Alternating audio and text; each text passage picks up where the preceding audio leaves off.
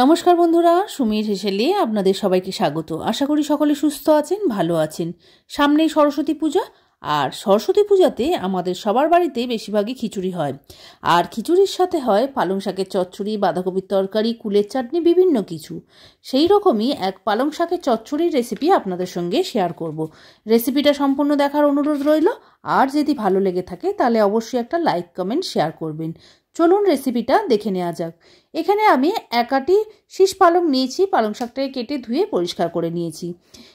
একটা বড় সাইজের আলু কেটে টুকরো করে, রাঙা আলু একটা বড় সাইজে কেটে টুকরো করে, 200 গ্রামের মতো শিম আর 500 কুমড়ো, সমস্ত কিছুকে ছোট ছোট টুকরো করে কেটে ধুয়ে রেখেছি। এদিকে কড়াইতে তেল দিয়ে তেলটা গরম হলে তার মধ্যে 50 গ্রামের মতন বড়ি নিয়ে ভালো করে ভেজে নিয়েছি। বড়িটা ভাজা হলে কড়া থেকে তুলে নেব। বড়িটা আমি আগেই ভেজে রাখলাম, পরে কিন্তু তরকারি করার সময় ভাজা যাবে না। তাই বড়ি ভাজার পরে কড়াইতে আরও 1 টেবিল চামচ তেল দিয়ে তার মধ্যে 5 ফোড়ন আর কাঁচা লঙ্কা ফোড়নে দিয়েছি। ফোড়নের ভাজা গন্ধ বেরোলে কেটে রাখা সবজিগুলো এক এক করে দিয়ে দেবো। প্রথমে আলু আর রাঙা আলুটাকে দিয়ে ভেজে নিয়েছি, তারপরে শিম আর কুমড়ো সমস্ত কিছু দিয়ে ভালো করে ভেজে নিতে হবে। গ্যাসটা কিন্তু সিমে থেকে মিডিয়ামে রেখে সবজিগুলোকে ভাজবো। দিয়ে দিয়েছি স্বাদ মতো নুন আর হাফ চামচের মতন হলুদ। নুন হলুদ দিয়ে খুব ভালো করে সবজিগুলোকে ভেজে নেব। ভাজতে ভাজতেই সবজিটা অনেকটা নরম হয়ে যাবে। বেশ ভালোভাবে সবজিগুলোকে নাড়াচাড়া করে ভেজে নেওয়ার পরে এর মধ্যে শাকগুলোকে দিয়ে দেব। সবজিটা ভালোভাবে ভাজা হয়ে গেছে। এবার ধুয়ে রাখা শাক অল্প অল্প করে এর মধ্যে মিশিয়ে দেবো। তরকারিটা রান্না হয় খুব চটজলদি। আপনারাও বাড়িতে কিন্তু খুব সহজেই এই রান্নাটা করে নিতে পারবেন অল্প সময়ের মধ্যে। সবজির সঙ্গে শাকটাকে খুব ভালোভাবে মিশিয়ে দিয়ে ঢাকা চাপা দিয়ে বেশ কিছুক্ষণ রান্না করে নেব, যাতে শাকটাও বেশ নরম হয়ে যায়, সবজিগুলোও নরম হয়ে যায়।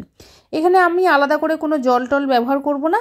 শাক দিয়ে ডাইরেক্টলি ঢাকা দিয়ে 5 মিনিটের মতন রান্না করে নেব।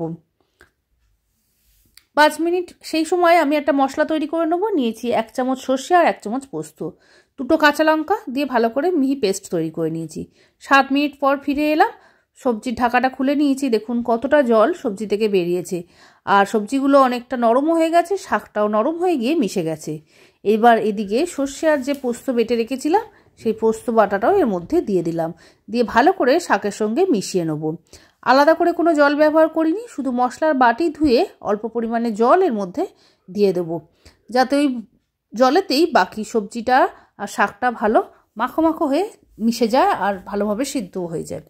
এইভাবে আরও 2-3 মিনিটের মতন ভালো করে কষিয়ে নেবো, মশলা কাঁচা গন্ধ যাতে চলে যায়। এই অবস্থায় একটু জলজলা ভাব থাকা অবস্থায় বড়িগুলো দিয়ে দেবো, যাতে বড়িগুলো একটু ভালোভাবে মশলা রস ঢোকে। বড়িগুলোকে একটুখানি ভেঙে দিয়েছি আমি। ভেঙে বড়িগুলোকে এবার এর সঙ্গে ভালো করে মিশিয়ে নিতে হবে। ভালো করে মিশিয়ে নেওয়ার পরে এর মধ্যে আমি একটু নুন মিষ্টি দেবো। এই সময় ঝালটা আপনারা আপনাদের স্বাদ অনুযায়ী দেবেন। আমি আরও 3টে কাঁচা লঙ্কা এর মধ্যে অ্যাড করেছি। আর দেব 1 চামচের মতন চিনি। চিনিটা অপশনাল, আপনারা যদি খেতে না চান তাহলে বাদ দিতে পারেন। চিনি দিলে খেতে ভালো লাগে, কারণ এই সমস্ত নিরামিষ তরকারিতে না চিনি বা একটু মিষ্টি মিষ্টি ভাব থাকলে তার স্বাদটা অনেক গুণ ভালো লাগে।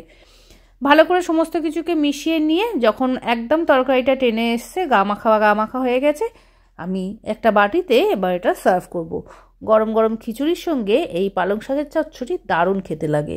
এছাড়া গরম ভাতের সঙ্গেও পরিবেশন করতে পারেন, অসাধারণ লাগে খেতে। আর তৈরিও হয় খুব চটজলদি।